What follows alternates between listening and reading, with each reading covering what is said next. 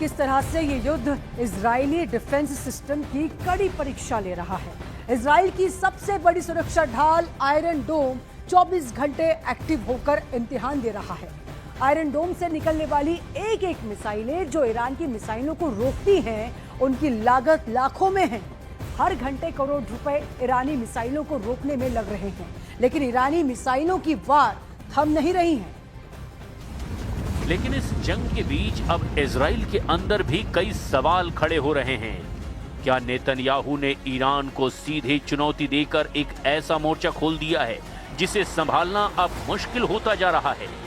क्योंकि पहले इजराइल का सामना हमास या हिजबुल्लाह जैसे प्रॉक्सी से होता था, लेकिन अब पहली बार ईरान सीधे मिसाइल और ड्रोन से हमला कर रहा है। और यही वजह है कि इस जंग की कीमत इजराइल के शहरों और अर्थव्यवस्था दोनों को चुकानी पड़ रही है। Trump and Netanyahu's obvious attempts to push regime change are unacceptable, and it's ultimately the Iranian people and people across the Middle East, normal people, who are going to suffer the most in this war.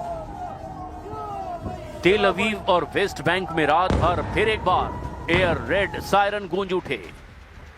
Iran की तरफ से दागी गई नई मिसाइलों की खेप को इजराइल ने एयर डिफेंस सिस्टम के जरिए इंटरसेप्ट किया, जिससे आसमान में कई धमाके सुनाई दिए।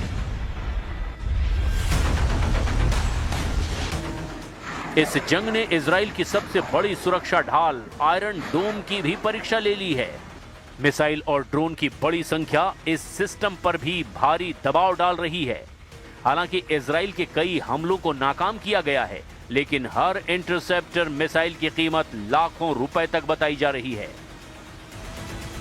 उधर आसमानी जंग लड़ने वाले ट्रंप ने ऐलान तो कर दिया कि वो जरूरत पड़ने पर ग्राउंड पर अपने सैनिकों को उतारेंगे, लेकिन अभी तक अमेरिका और इजराइल हवाई हमलों से ही बाहर नहीं निकल पाए हैं। You sending ground troops. How are you thinking about that? I don't even want to talk about it now. I mean, that's. I don't think it's an appropriate question. You know, I'm not going to answer it. Could there be? Possibly, for very good reason. Have to be very good reason. And I would say if we ever did that, they would be so decimated that they wouldn't be able to fight at the ground level. Iran के पास middle east का सबसे बड़ा ballistic missile programme माना जाता है। सिर्फ missile ही नहीं, Iran ने पिछले कुछ सालों में ड्रोन टेक्नोलॉजी को भी बहुत ज्यादा अपग्रेड किया, विकसित किया है। अगर ये जंग लंबी खींची तो ईरान मिसाइल और ड्रोन की बड़ी संख्या से इजराइल के एयर डिफेंस सिस्टम पर और दबाव बना सकता है। माना जाता है कि ईरान के पास 3000 से ज्यादा बैलिस्टिक मिसाइल हैं। इनकी रेंज 2000 किलोमीटर तक है। शाहिद और मोहाजेर जैसे ड्रोन लंबी दूरी तक उड़ान भर सकते हैं और विस्फोटक लेकर सीधे टारगेट पर हमला करने में सक्षम हैं। इन्हीं ड्रोन का इस्तेमाल रूस ने यूक्रेन के खिलाफ किया है। यानी ईरान की मिसाइलें सिर्फ इजराइल ही नहीं, बल्कि पूरे मिडिल ईस्ट के कई देशों तक पहुंच सकती है। एक पल को तेल अवीव की सड़कों पर जिंदगी फिर पटरी पर लौटती दिखाई देती है, लेकिन अगले ही पल आसमान में खतरा मंडराने लगता है। भले ही ईरान के दावे बढ़ा चढ़ाकर पेश किए जाते हों, लेकिन तेहरान ने तेल अवीव की रातों की नींदें उड़ा रखी है।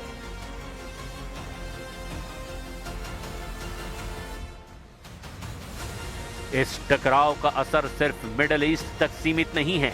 एक्सपर्ट्स का मानना है कि अगर ये टकराव लंबा खिंच जाता है तो तेल की कीमतें, समुद्री व्यापार और वैश्विक सुरक्षा समीकरणों पर भी इसका सीधा असर पड़ सकता है। यही वजह है कि कई देश अब इस टकराव को रोकने की अपील कर रहे हैं।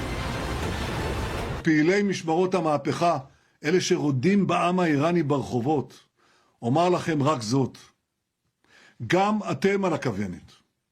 מי שיניח את נשקו, לא יאונה לו כל רע. מי שלא יעשה זאת, दमो बेहोशो। मिडिल ईस्ट का ये टकराव अब एक ऐसे दौर में पहुंच चुका है जहां हर रात नई आशंका लेकर आती है। कहीं आसमान में चमकती इंटरसेप्टर की लकीरें हैं, तो कहीं धमाकों की गूंज के बीच जीवन को संभालने की कोशिश। फिलहाल दोनों पक्ष पीछे हटने को तैयार नहीं और ना ही ऐसे कोई संकेत दे रहे हैं। ऐसे में ये जंग सिर्फ सीमाओं के बीच की लड़ाई नहीं रही, बल्कि पूरे इलाके की स्थिरता और वैश्विक राजनीति के लिए एक नई परीक्षा बनती जा रही है।